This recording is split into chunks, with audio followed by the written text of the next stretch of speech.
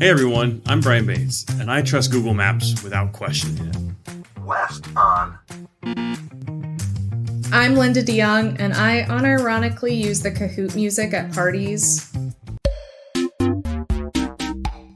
And this is the One-to-One podcast, brought to you by the Learning Technology Center. Hello, and welcome back to the One-to-One podcast. Today's topic, how to integrate AI into the classroom. Linda, you've been playing around with some EdTech related AI tools. What are some things that you've been experimenting with, playing with, that you think our listeners should know about? That's a great question. I have been playing around with some tools. I've been playing around with like Magic School, School AI, Google Gemini, ChatGPT. Something I think people should know is that recently ChatGPT came out with ChatGPT 5, which is like its newest model. And it's kind of like rocking the boat right now because it's not as conversational and personable as ChatGPT 4 is. At least that's what people are saying. And some people are actually really upset about it because they were using their AI tool as like a collaborator or even like a companion. And so now they're kind of like losing their minds a little bit about this. So is this going to be another thing? Like there's like a generational divide of like, you know, how some generations don't want to communicate with others. Is that how it's going to be now for AI models at this point? Like, I don't know. I think like, is there going to be a difference between people who are like hardcore ChatGPT 4 users and hardcore ChatGPT 5? Like, oh, I remember when there was 4 and now there's 5, you know, like, I'm not sure. But like, makes me think of like the people who are like, I will only text or I will only call. Like now that's how it's going to be now. Is I want to use the conversation one. I don't want to have a conversation with it. I just want my information. Like, yes. And I think as like teachers, like if you're like, okay, but like, what's it have to do with my classroom? Just be aware, like your students are probably using AI models for having conversations. Like we know for a fact that students are using actual like companion AIs, like character AI, to have conversations, talk about difficult topics, just have a shoulder when they need to talk to somebody. And although that might be uncomfortable, and there's all kinds of questions we could ask about, you know, what's that about? Is that like good for our students? It is happening. And so that was my newest thing I kind of learned about the chatbot models, that I was like, ooh, I wonder what the implications of this are going to be moving forward. that's pretty cool. That sounds to me like it was worth a deeper dive at a different time. So, For sure. all right, Linda, it's time for news you can use. In this segment, we're going to take a look at the most recent headlines that put today's topic, AI, into perspective. So something that made us pause and say, huh, that's interesting. Linda, are you familiar with the Sphere in Vegas? Yeah, I am. It's that like movie theater where you can go in and it like projects in that like 360 space. It's supposed to be like an or like a total experience. There's like all these sensory elements in it. Yeah, they've had a handful of concerts there. I think they do like little mini residencies. But the Las Vegas Sphere debuted a new AI-enhanced version of The Wizard of Oz on August 28th. It's stirring up quite the debate. So the original 1939 film has been digitally altered using generative AI, expanding the image to fit the Sphere's massive curved screen, adding new visuals, sharpening facial features. Like I think it said it even cleared up and softened Dorothy's freckles, and even inserting characters into scenes where they didn't originally appear. And over 90% of the film has been modified in some way. So when we hear that, what are your thoughts? I think I'm kind of with the people having the debate where I have mixed feelings about that. Because in one sense, like this is a piece of artwork that people obviously spent a lot of time and energy to put into it, writers and, you know, the actors and the directors and the set people, like everything that goes into a movie. And obviously many of those people are no longer with us.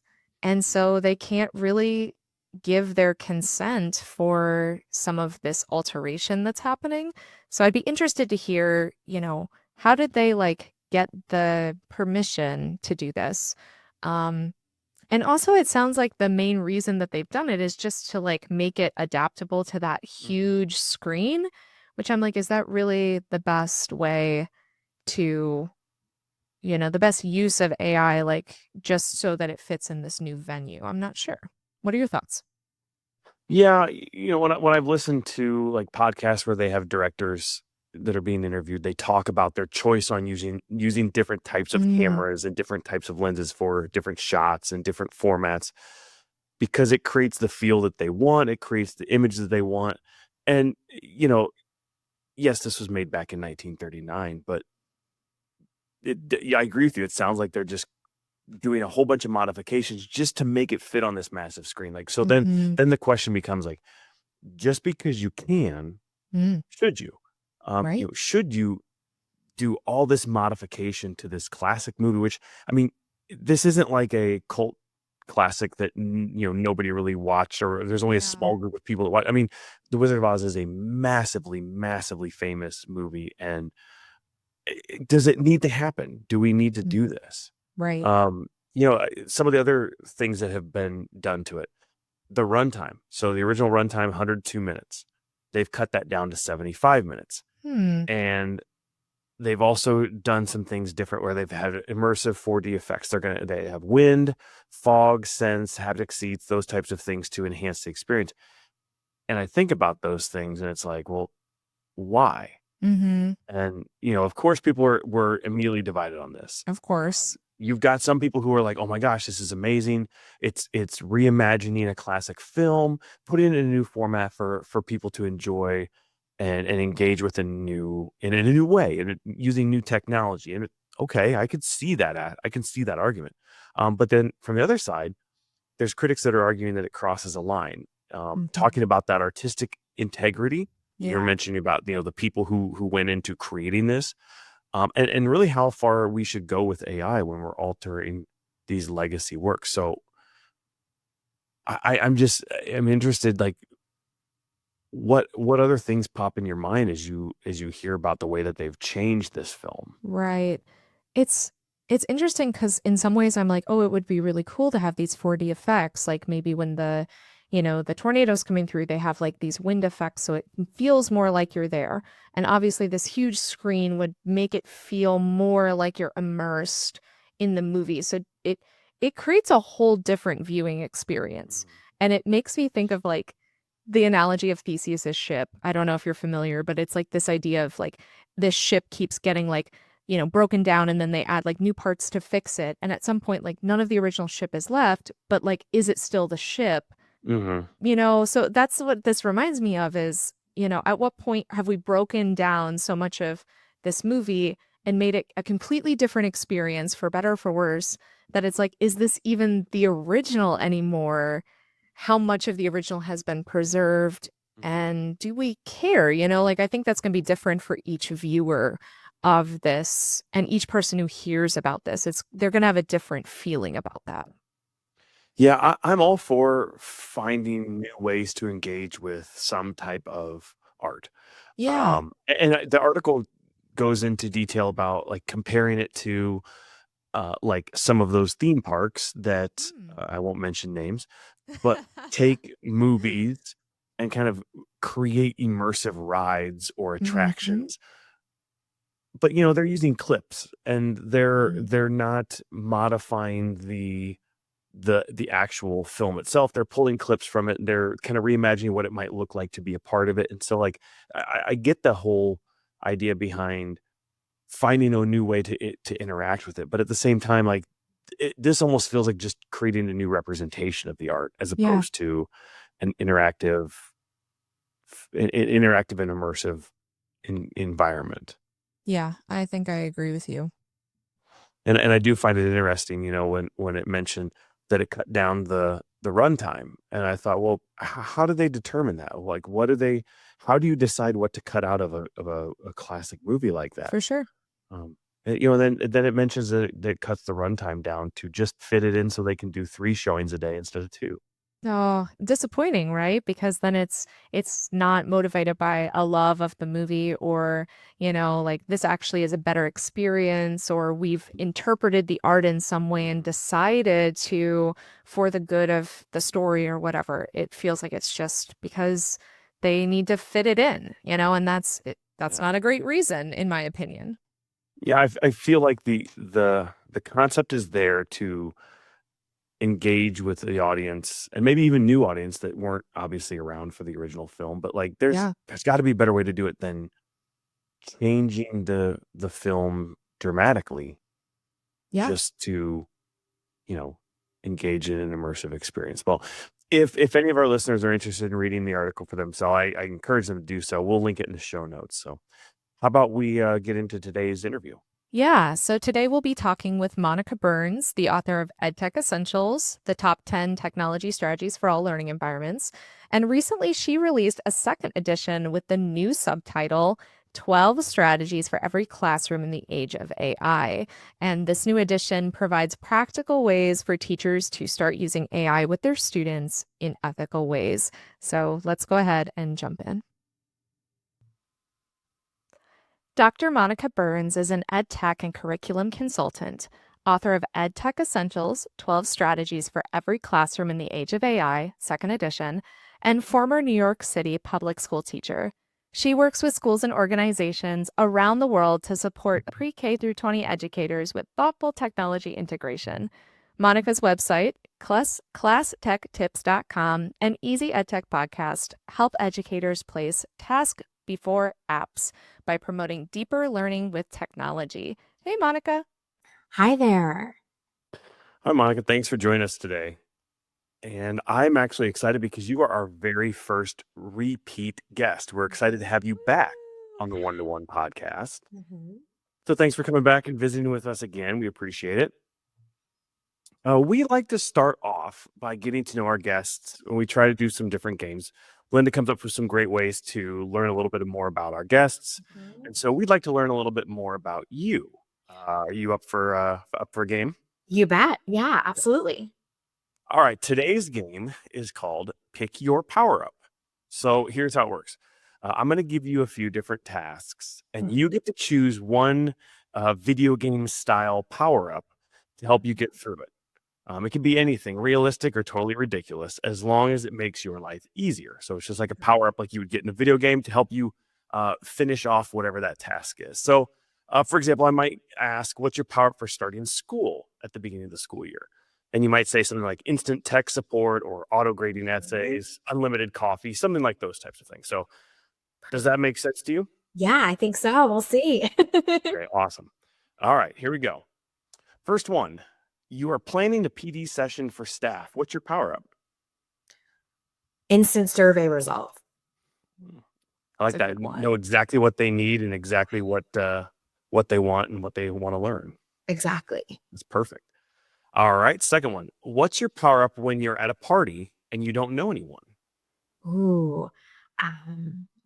Asking podcast questions. Like, what's your favorite podcast? So instant, like I could have a bubble over their head and know their favorite podcast. It would be the perfect way to start a conversation. I like that. That's a good one. Yeah, that's when Lynn and I were planning on how we were going to set up our podcast. It was we started with, well, what do you listen to? And that helped us kind of bit So so true. you really do learn a lot about people by figuring out what podcast they listen to. You bet. That's so true. Okay, I'm going to need this next one because I have this a lot. You have a chore list that is a mile long. What's your power up for that to get through that? Gosh, I want a quick priority. Like, give me the top 3. Like, if I could just put it into AI right, or something, like, give me the instant most important ones to prioritize. I like that. All right, fourth. What's your power up for running a Zoom meeting? Ooh. I want to snap my fingers and just get some great lighting. not worry about what kind of weird shadows are in the space. Just like have a nice, clean, crisp area. I think that would be my like, let's just do this. Yeah. Yeah, I agree with that one. All right, final one. You've got a free day all to yourself. What's your power up to make the most of that free day? Ooh. Gosh, I think just like some instant relaxation smoothie, like just calm down, take a deep breath, right? Like have a nice day. Don't feel like you have to fill it up with all the tasks, which are usually the tempting thing to do. It's so tempting to just auto-fill your time with tasks. I love just like a chill out smoothie. Chill out. Right. Let me just take my time, right? Finish the smoothie, take a deep breath, right? I know a cup of coffee, I'll just pound it. So it's got to be something a little, a little more dense. Yeah. Yeah, and actually take the time for yourself, right? You have that free day, so take some time for yourself as opposed to filling it with that to-do list that's a mile long. So, Yeah. well, awesome. Thanks for playing our game. I feel like we got to know you better, so let's dive in. Mhm. Perfect. So, this episode is all about artificial intelligence and the ways that teachers can incorporate AI into their classrooms to increase learning while also being aware of AI's potential pitfalls. And, Monica, you just released the second edition of EdTech Essentials, which includes brand new strategies to navigate the age of AI. And I'm curious, why did you feel it was essential to include AI as a new part of this conversation? So when we were looking at kind of what's new, what's a good resource to get in front of educators during this particular time that we're in, navigating the world of ed tech with the AI that's on the scene, we decided, I say we meaning ASCD, my publisher, to take a look at EdTech Essentials, and the first edition, which has 10, and I added in 2 new essentials, really to address what I was hearing out in the field. So, all the things in my professional development work, in person, casual conversations, questions that would come through a Zoom chat when hosting a webinar, and really make sure that not only were there these 2 new essentials, kind of dedicated new chapters of the book, but that there also was a new thread throughout the book.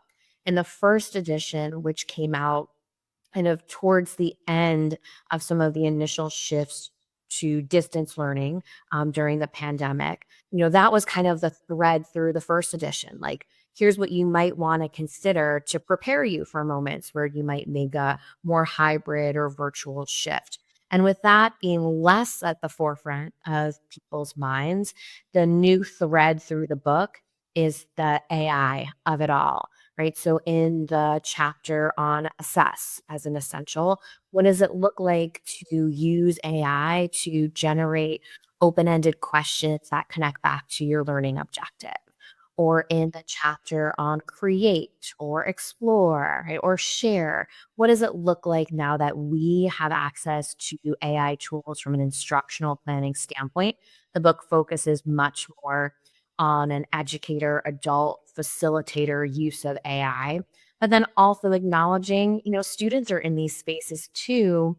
What does it mean to prepare them to shift from a traditional keyword search to composing or engineering a prompt that might help them with the research that they're doing?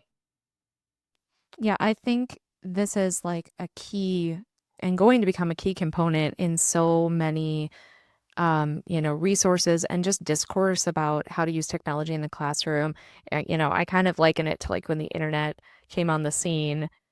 It's like with the internet's not really going to go away at this point, and neither is AI. We're going to have to prepare people to use it in the classroom, the workforce, etc. So I think it's a great shift and definitely a necessary one as educators are looking for resources.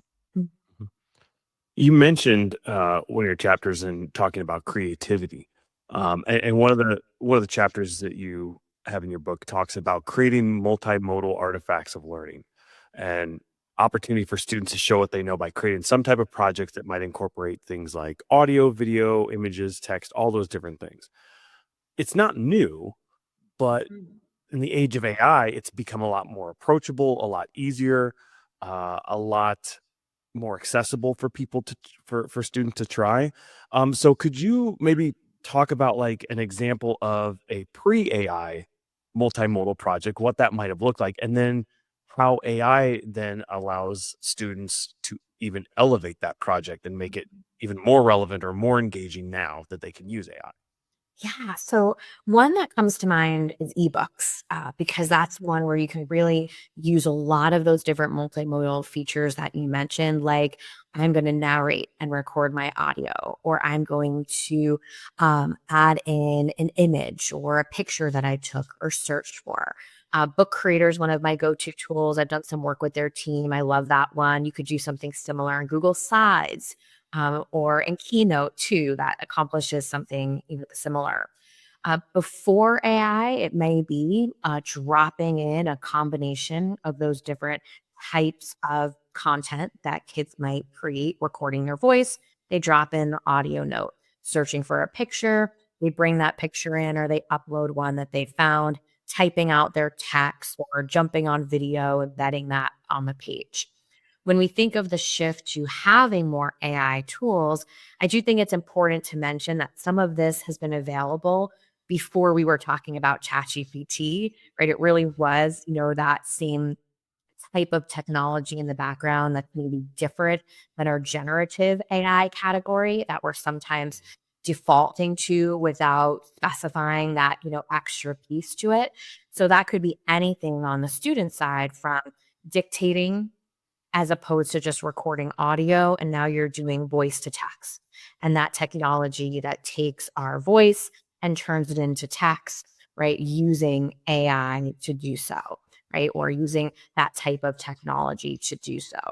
We've seen in the past, right, a color picker that might match, right, from an image to change a shape into a particular color. So there's some of these things, even some tools that use AI to take your doodle and turn it into what you were hoping to make, like a butterfly or a sailboat, right, are examples of AI in action even before our ChatGPT conversations. So now students might have more access embedded into some multimodal tools, or where they're creating something and then bringing it into that space.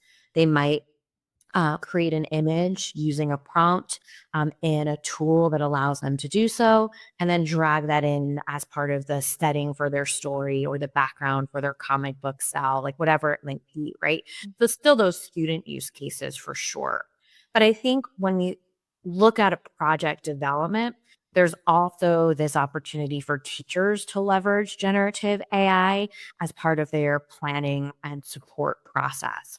So that could be everything from saying, I'm shifting away from a traditional type of assessment.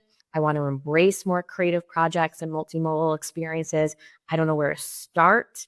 And jumping into a chatbot to provide some information, some context around their goals, and then gathering ideas with the help, right, of that generative AI as a thought partner or collaborator. It might also help them create some supplemental resources that address differentiation needs. Like, I'm doing this project. Now I need a graphic organizer for half of my students.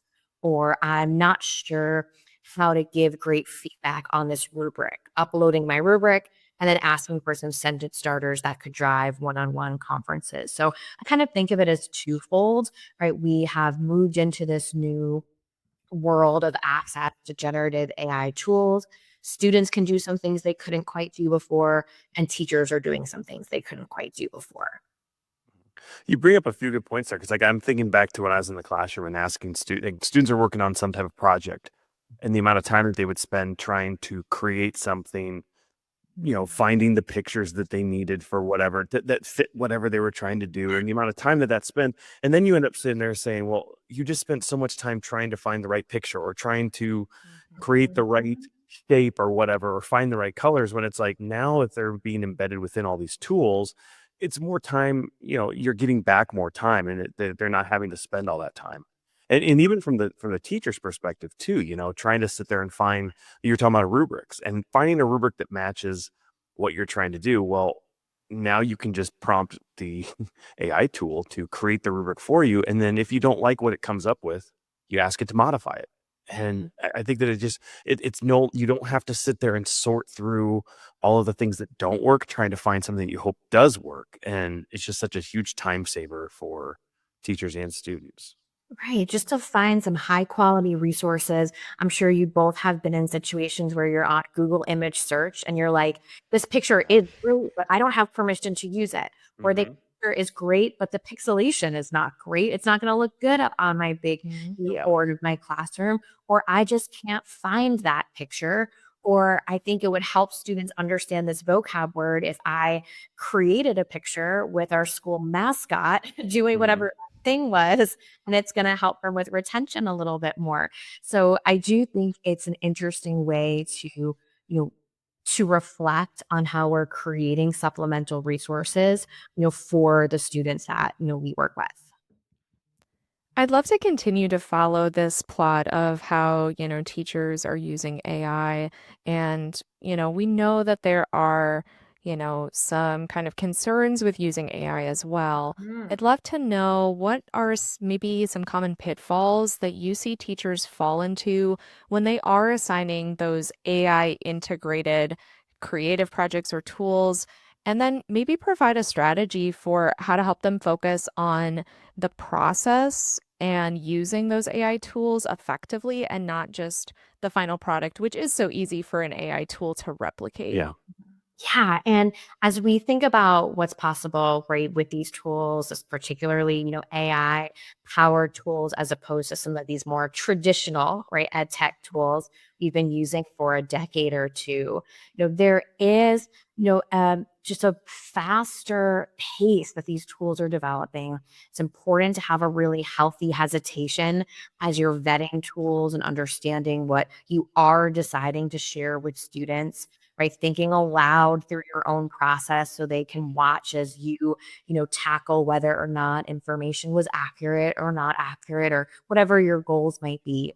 But if you're looking at creative projects in particular for a group of students, right, and you're introducing tools where maybe they are generating an image that's a supplement to something that they've made, one thing that can be easy to fall into is showing students where to put their prompt and how to hit generate or submit, and going just from A to Z like that. And as if it's a one step process where there's really an opportunity for iteration.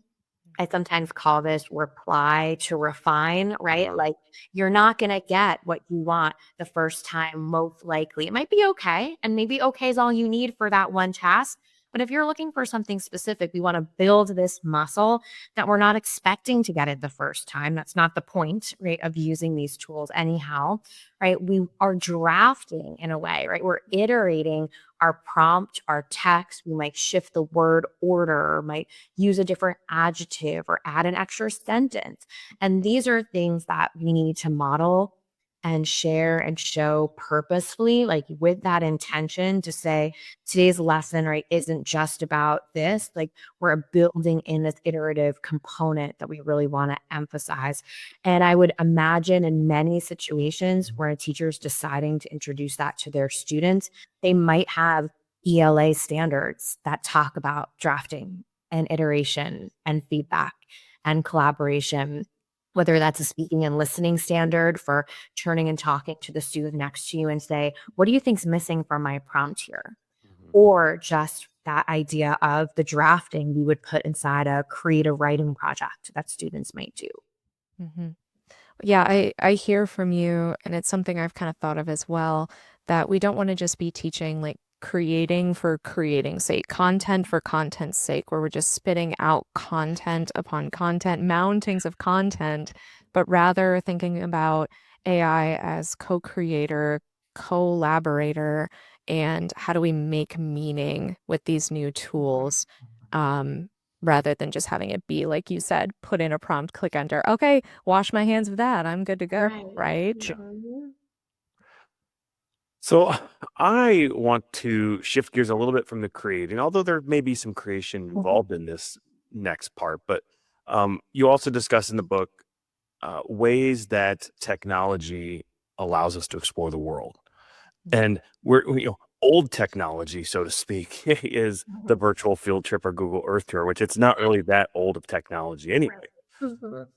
But now we have this access to AI. So how can AI transform the way that students can learn about, engage with, and interact with global communities, historical events, scientific concepts, those types of things? How is it changing the way that they're able to learn about and consume information? Yeah. So even on a surface level, right? This technology is making translation a lot stronger, a voice to text translation a lot stronger. So if students are interacting with global communities where they are not a native speaker, or the idea of translating in order to participate is not the goal of that particular lesson, right? There's some new tools that can really help bring that type of content to life. Absolutely. I love that you mentioned Google Earth tours because I think they hold a special place in a lot of educators' hearts, Yeah. whether they're a social studies educator or looking to make right a cross cultural connection in a different part of the school day. And it's been wild to see some of the tech in that AI powered space that brings some of that technology to life again. So one I really love sharing, I was with a group of Missouri educators yesterday where we were talking about this tool called Talking Tours from Google Arts and Culture. So if you're familiar with Google Arts and Culture, massive resource. They have a lot of experimental beta content on their site. And one is Talking Tours, which isn't perfect, but it will drop you into a handful of different spaces. It's not so comprehensive, but it's pretty great. Yesterday, we were looking at Machu Picchu together, and you are popping into the same sort of space you would look at in a Google Earth tour, same interactive panoramic view.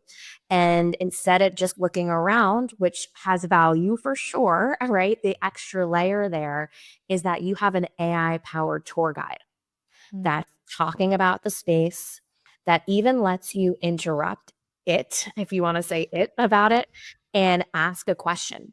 So you could say, how far is Machu Picchu from Kansas City, right? Or how far is Machu Picchu from New York City or wherever, right? You're talking about, and it will answer your question. Sometimes I joke that it's a little snarky when you ask a question you could just Google, but the idea, that it likes to get back into its little spiel, but it does have the same sort of disclosure you would see on ChatGPT or Gemini that says, right, their information presented may now be accurate. So in that case, right, your use of that tool may be simply to put it on a big screen in your classroom, right? Model for students how to go through a space, ask them what lingering questions they have that they want to research, or it may be a let's fact check this type of activity, right? Is this really a true fact about Machu Picchu, right? Or wherever it might be. So that's one that I'm really excited about. Just in terms of a, quick win sometimes gets a bad rap. But if we're, able to find a tool that accomplishes a handful of different goals and gets us talking about this technology, I think that's a fun example. I love the idea of being able to talk to a tour guide and ask the questions because like that's what's going to really engage the students is if they can ask the questions they want to ask. Yeah. Right. That's it's going to give the information that it feels is necessary for the students to learn about, like Aaron K's Machu Picchu. But if they can ask the question like and stop and say like, well, hey, like how far is it from where I live right now? That gives perspective and that helps Mhm. them an understanding of like, okay, we're talking about really long ways away from me. Or, if there's a question that interests them, that helps keep them engaged as opposed to just sitting there listening to somebody talking. So I think it's really Yeah, it's incredible, because like things like, 360 City, where you can look at like panoramas of like, different places and things like that. It is like great to get your students outside of like the basic confines of the classroom. However, it's only as interactive as like I can view this, I can kind of zoom in, I can look at portions, but that's about as far as it goes. And I'm really excited to see how AI is going to like kind of break that mold open, like being able to have a tour guide that actually responds to your questions. And who knows, there's going to be all kinds of things that come out that we're not even thinking of right now that are going to allow those to be so much more interactive. So, I heard you kind of mention this as well in the last answer that you gave about, evaluating content. Like, is this fact about Machu Picchu correct? And you include a whole chapter about this, which I think is a crucial chapter on evaluating digital content with an AI mindset. And I feel like before AI, digital literacy was much more focused on like source credibility, bias. So now that we're moving into an age of AI, how do we teach students to evaluate content when the source itself might be an AI model that synthesizes that information without a clear citation trail because it is like original content that the AI is creating? Yeah, it's really important to have a level of intention when you're introducing these interactions to students. And that could be everything from demonstrating how you are interacting with a tool to gather information. The same way in a first grade classroom, we might have a picture book with sticky notes we've pre-planted with a, this is where I'm going to think aloud this thing, right, to model for a group of students on the rug in front of us, right? We're doing the same thing with a group of fourth graders, eighth graders, 10th graders to say, like, when this happens, I want to make sure I say this loud and clear. Everything from that doesn't look right. This is how I'm going to fact check it. Or I wonder why it gave this example and not that example because I was thinking this example first. Where can I go to dig a little bit deeper into this, right? We're exploring bias, right, in these spaces, in addition to source credibility. There's some parallels, like you mentioned, how we think about digital literacy, but it's not quite the same as what we've been doing for the past decade or so. And it's important to really have, a healthy hesitation is the term I often use as we're moving through this process. And there's some tools that do provide these reminders right within them. School AI has their chatbots that you can customize or use as is. There's one I often share when I'm doing workshops where you can chat with Abraham Lincoln. And I say that with some hesitation because it's not Abraham Lincoln, right? Yeah. And although I've only had positive experiences with probably several hundred educators, right, I've brought into that space over the past year or so. We want to make sure that even a sixth grader understands because we're continuously intentionally saying, this is not Abraham Lincoln, right? This is a simulation, right? And because there's that cognitive disconnect, right, that might happen when you're just in the zone of interacting with a tool like that. So that tool is an example of one that has that disclaimer right at the bottom, but it doesn't mean that a student can't benefit from a lot of reminders, pausing, conversations, reflections. What did you see the simulation of Abraham Lincoln say that we know the real Abraham Lincoln would never have said, right? Or whatever it might be. And there's other tools that do build citation right within it. Some chatbots, you can turn on the web search option. It'll link out to that source, but sometimes you click on that source and it does not exist.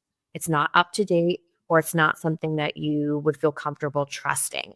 One that I do really like that I've shared with groups this past year is Learn About from Google. Mm-hmm.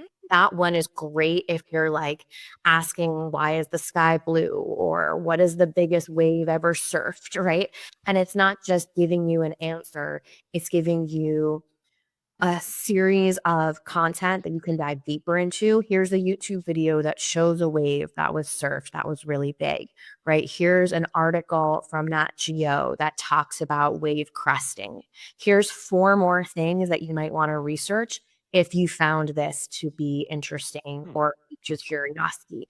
So it's a really great way to use AI not to answer just your question, but to help really get your wheels spinning on the type of research you want to do, in the future.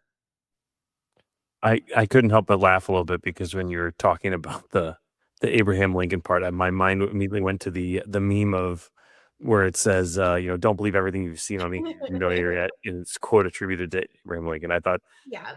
that's just where my mind went when you mentioned that. I'm like, that's very true. I'm like, Yeah. I love that one. so we've talked a lot about what AI can do, how it can be helpful. Mhm. It is already, and it's going to just continue to change the way that we learn, the way that we do our work.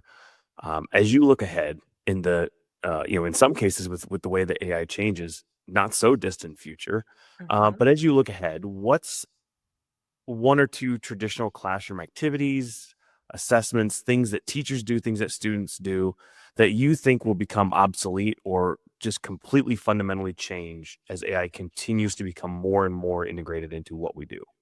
Yeah, I mean, one big thing is the traditional essay, and I heard someone mention pretty early on with ChatGPT coming on the scene, their secondary students mention, using it, they mentioned this idea of going back to blue books. And I had this like full body reaction to someone passing a blue book over their head in front of me. And I have to pass the rest of the pile back. Mhm. And, there's a couple generations probably of educators who've had that experience as students, and who know that primal feeling of, right, the testing has started. And so I don't think that's the direction we should go in. Right, instead, I'm interested, excited, hopeful, right, that we'll see more of an emphasis on the process. So really any type of A to Z kind of assessment that does not provide value in the sense of the type of content that a student might be expected to produce outside of a classroom setting. So writing is really important in lots of other ways, right? We're not abandoning how to write a great sentence, right? But maybe the format that we're asking students to do that in has changed. And we're pausing during the process for more opportunities for reflection, peer and teacher feedback. And we're using those checkpoints along the way to perhaps, get in the way of the temptation of plugging something into a Mhm. chat. But I'd like to think that that's not really the value prop, that the value is really in, emphasizing the process and going deeper, as opposed to jumping from A to Z and, who knows what might happen or get lost in terms of opportunities along the way. Yeah, I wish that it was available for me to do writing when I was in high school because I did just always had a hard time with like, oh, you need more, you need to expand upon it. So I'm like, what do you want me to say? And like just thinking about how AI can help with the writing process. And Mhm. at the end of the day, if you set up situations where it's not being used to complete the assignment, but used to enhance, used to Yeah.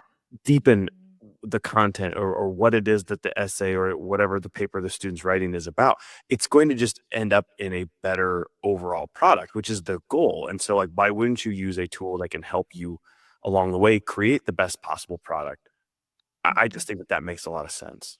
Yeah, and even in, adult, right, post-academic, right, standpoint, right, I don't want AI in my inbox answering my emails. I want it to make sure that the email I wrote is clear. Mhm. Like, Mhm. so that I'm using the other person's time wisely. They're not trying to figure out the puzzle of what Monica meant in these 5 sentences, right? That the formatting is going to be not just working with my brain, but working with most people's brain, right? Whatever that might look like, right? I don't need help with the content or the response, but I might need help with the clarity, right? And now I have a tool that can help me do that. Yeah, as a former ELA teacher, I know that like when AI first came on the scene and people are like, maybe the traditional essay's going away, you have that like visceral reaction of like, no, but like the traditional essay is important. And it still is because of those skills of like critical thinking, creating Mhm. an argument, knowing how to articulate that argument through the writing process in a clear way, defending your points, knowing evidence, all these skills. But I challenge myself and I extend the challenge to others too to think creatively about how do we teach these same exact skills now in different ways, in more synthesized ways that might invite AI into the process. Because, like I said earlier in the podcast, people are going to be using these tools in their personal life and their, professional life. So it's not that these are skills that just they're not going to need to know. They're going to need to know how to use AI responsibly and ethically. So get creative about the ways in which we're, assessing students in Mhm. those ways. All right. So our final kind of question for today, and this one I am excited to hear your perspective on. So if we have any like tech coaches, administrators listening today, thinking, what should I be focusing on when it comes to preparing for AI? what do you think is one crucial skill? Like if you were to give like a pitch, what is the one crucial skill that they should be focusing on to prepare for that long-term integration of AI? So I think, as you're looking at what your colleagues and staff are up to, listening to their pain points, right, is front and center, acknowledging their healthy hesitation for this technology is all very important. However, it can be really tempting to start and stay with prompt engineering. I think that's a great thing for people to have an understanding of, like how to interact with chatbots, how to write great prompts. I've got them scattered throughout the book. It's a big part of the work I do with teachers for sure. But if we're looking at a deeper skill, something really crucial for them to focus in on, I really believe it's that mindset shift to say, how can we scale our impact with these tools? And that might mean taking things off our to-do list so that we can reallocate our time, or forgetting about that to-do list because now it's complete and moving on to our wish list. What do we wish that we could do that we know would move the needle for this group, but we're just never going to be able to do it because we don't have the time or the resources? I might know that 5 of my students would love nothing more than to act out a scene that talks about whatever element on the periodic table. But when am I going to have time to write your theater at their level with 5 parts on this specific piece? Well, now if I have a tool that can help me do that, right, that becomes not just a wish list. Wouldn't it be wonderful? I know this would move the needle, right, type of thought that becomes an action item. So the big skill, right, which of course, just like our multiplication tables, right, is necessary, are big skills, right, in an algebra classroom. But that big skill is really about scaling our impact and shifting our mindset to embrace that. Mhm. Well, we love to end always with a challenge for our guests. And this challenge is like a real life scenario that a teacher might be facing who's listening today. And we're going to go ahead and read you this challenge, give you like 30 seconds to think about what you might give advice on, what you might do in this situation, and also give our listeners some time to think about what they might do in response to this situation. And then we'll come back and hear what you think. So, do you think you're up for the challenge? Yeah, let's go for it. Absolutely. All right. So, here's your scenario. Imagine a 10th grade history teacher, Mr. Harrison. For his unit on the Cold War, he wants students to use AI to create multimodal museum exhibits, like we were talking about earlier, on a specific topic, such as the Berlin Wall. Students are excited to use tools to generate images and content, but Mr. Harrison quickly runs into a problem. The students are using AI as a simple substitute for research. Their AI-generated images of the Berlin Wall are often generic and lack any historical nuance. The mock interviews with historical figures sound like a list of facts, and the overall projects lack the critical thinking and creativity that he was hoping for with this project. He's just seeing a lot of generic AI output content instead of genuine student work. So, what is a practical way for Mr. Harrison to shift this project so that students use AI as a tool for deeper historical understanding and creativity rather than just a shortcut for easy answers? We're going to give you about 30 seconds and we'll see you after the break.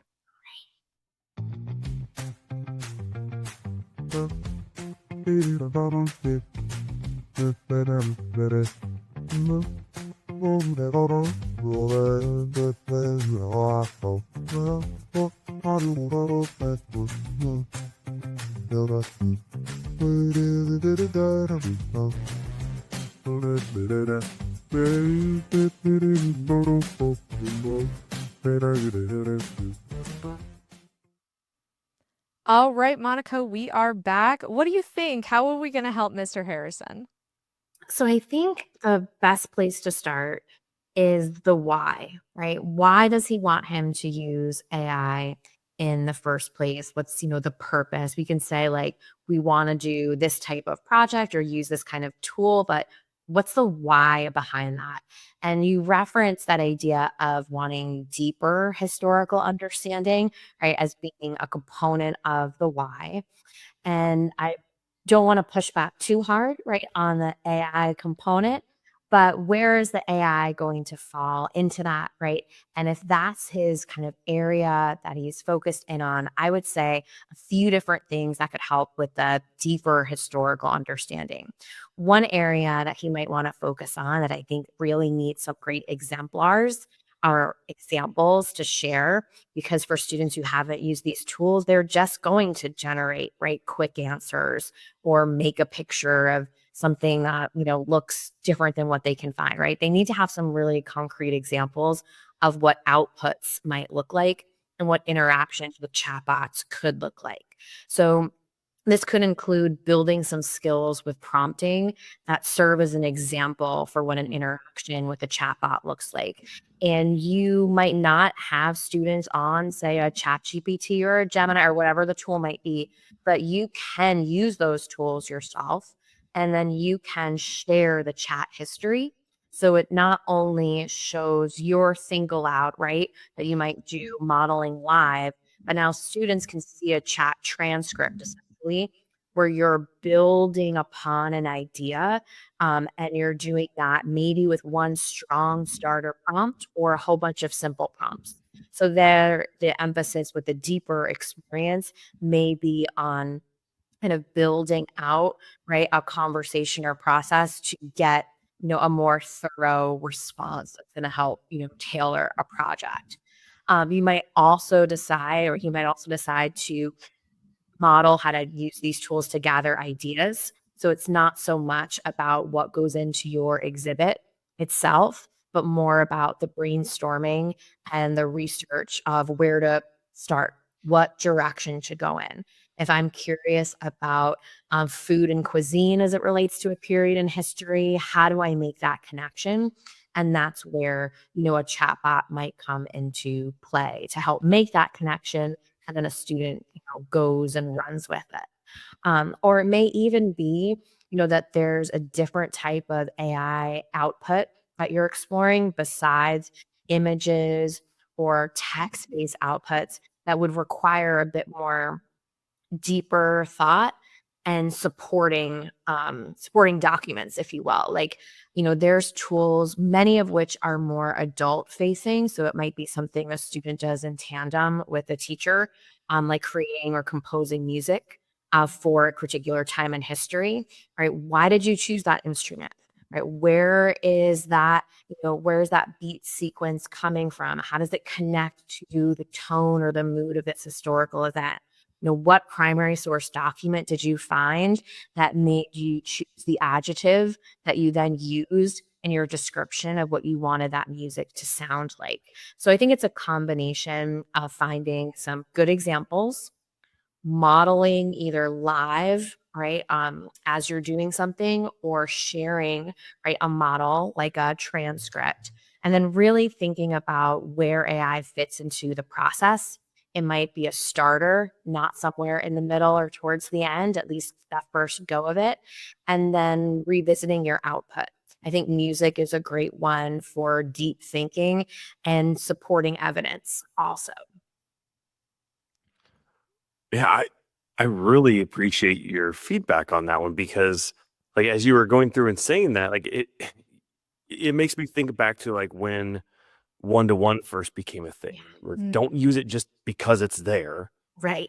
You have to and you have to have a particular expectation what the outcome is going to look like before you even get started on it. So like if you don't it doesn't sound like in our example here that Mr. Harrison really laid the groundwork for what the expectations were, how to get to that high quality, deeper understanding and creativity.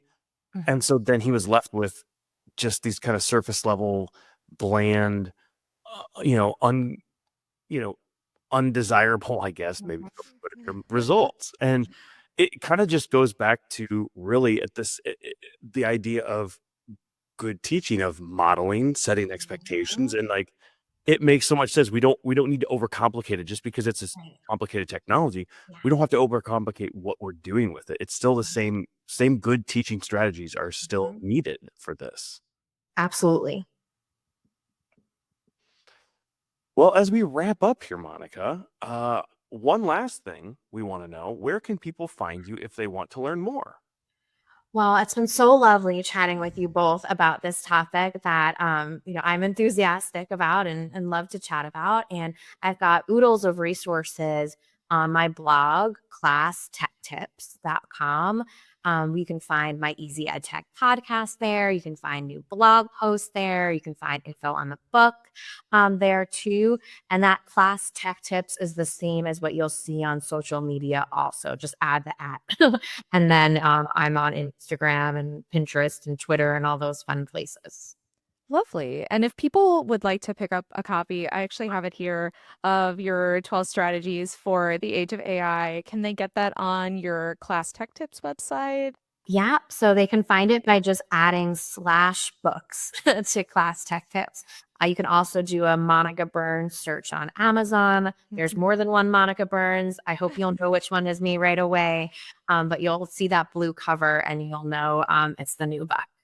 Yes, and you just came out with a cool little like deck, right? Do you mind plugging? What is this thing? Yeah, so I'm so honored to be part of this like inaugural collection, if you will, from ASCD and ISTE. They've got 6 different decks that are inspired by ASCD titles. This one is called Purposeful EdTech Tips, and it has categories, like 4 different categories, just like the 4 different types of suits of card deck, including AI strategies, creativity, assessment, activity ideas. So all sorts of fun things so that you can just say, I need an idea or I need something new, or let's talk about this together in our teacher team and grab a card and then use that to spark a conversation. That's great. Brian knows I love a deck of cards, or really any game. And Monica, I also wanted to say you are going to actually be joining us again in October. On October 29th, we're having a Q&A over this book that we just talked about today.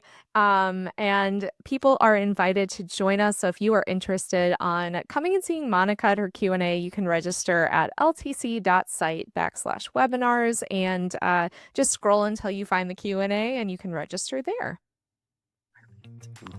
Well, thank you so much for sitting down with us again and being our first ever repeat guest. We're so excited to have you. Always great to talk to you.